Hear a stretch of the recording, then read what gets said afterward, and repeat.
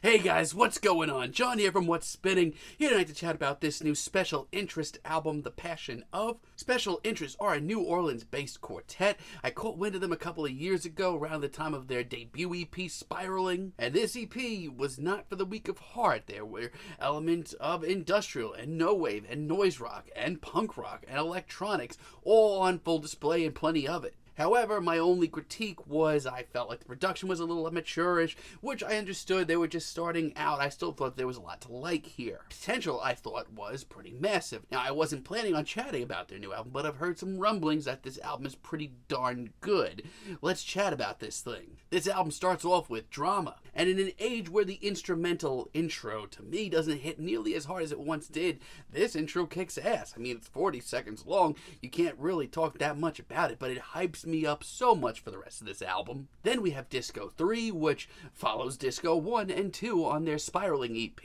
And let me tell you, this track really puts you on notice. Where do you even start with a track like this? We have these frantic, urgent vocals that sound like they're desperately trying to keep up with themselves. And then the instrumental we have here contains this post-punk bass, industrial synths, and the urgency of a hip-hop track, and has the energy of all three of those genres. It's wild. And I swear, I feel like I hear a bike horn in the background of this track. This track is insane, but I love every minute of it. It's a wild call to arms, and it instantly puts you on notice to who Special Interests are. This album, simply put, is some of the noisiest and rowdiest music I've heard in any genre all year. On the other hand, All Tomorrow's Carry is one of the noisier and more experimental tracks here. But let me tell you, it has this industrial-sized groove to it that is impossible to ignore. The vocals here also are so much more commanding. They demand to be heard, and I love that. It's also seemingly inspired by noise rock as well as no wave. There is a lot going on this album despite its very short length, but it all works so well and ends up becoming very hypnotic, very meditative almost, no matter how noisy it is. This album, though, is not for the weak of heart. Let's just get that very clear. A Depravity such as this, on the other hand, has this fantastic backing beat that builds up very quickly, really great stuff. It builds very quickly into a very noisy banger. Let me tell you, the bass riff here is sheer power. And the vocals here, which teeter on genuinely very soulful and tasteful to being seriously tortured, are a thing of beauty. Not to mention the repeated, fast-paced mantras that make up a whole lot of this album's lyrics just add so much to the very hypnotic, intense feeling of this album, of Special Interest's music. This overall is one of the most exciting debut albums I've heard all year. There are a few blips here and there, though, that make me, worry a little bit. For one, this may surprise you, I'm not that into Don't Kiss Me in Public as much as the rest of the album.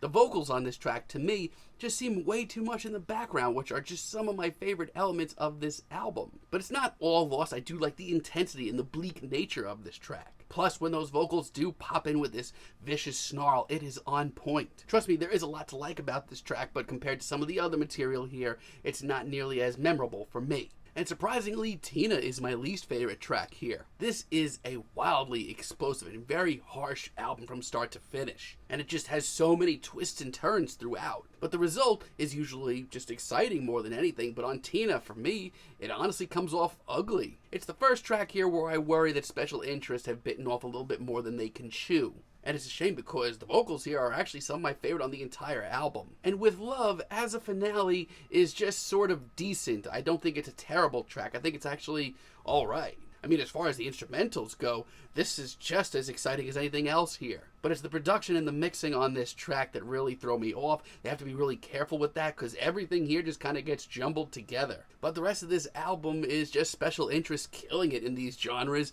They touch down on a lot of them too. Homogenized Milk is one of the most punky and aggressive tracks here. It's times like this that almost remind me of that Ty Segall CIA project that was put out early last year. It's just so urgent and agitated, but it's also got a strong message behind it, as well as an intense groove. Special Interests are wasting no time at all, exploding with their sound. And Passion, while it's only a 2-minute instrumental interlude, actually shows a lot of promise that the band can even do something deeper. It's very cold, dense synth instrumental that sounds almost out of the book of like John Carpenter. I mean, it's barely over a minute, but I think personally it breaks up the album very nice and blends some of the themes together as well. And Head is honestly one of the most intense tracks here. Between that and this batshit insane instrumental with the seriously ridiculous bass groove is pretty fantastic. Now, I will say this, lyrically, this album is working for them at the minute. The very repeated, intense mantras of this album make it a very hypnotic listen. In the future, honestly, I could say it being a little stale. Honestly, in the future, I worry that it could get a little stale,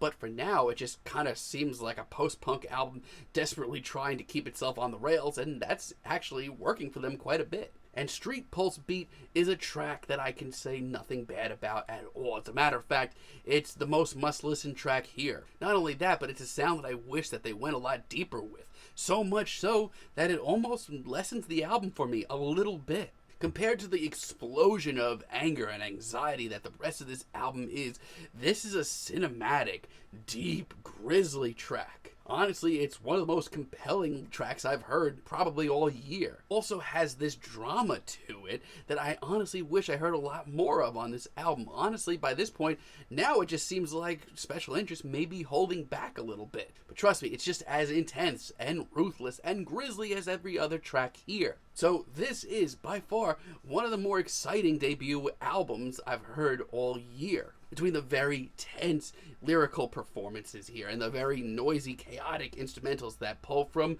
no wave and synth punk and maybe some electronics and hip-hop and industrial. I mean, personally, I would love to hear them go for that more cinematic edge that we heard on Street Pulse Beat, and also I'm really dying to hear this band come out with a bigger, longer album. Still, there's a great debut album, a great full-length debut. I'm feeling a light, decent 8 on this album, but let me know what you guys think down below. If you like the video, be sure to give us a like, give us a subscribe, and let me know down below what you would like for me to chat about in the future. And until next time, have a great day, guys.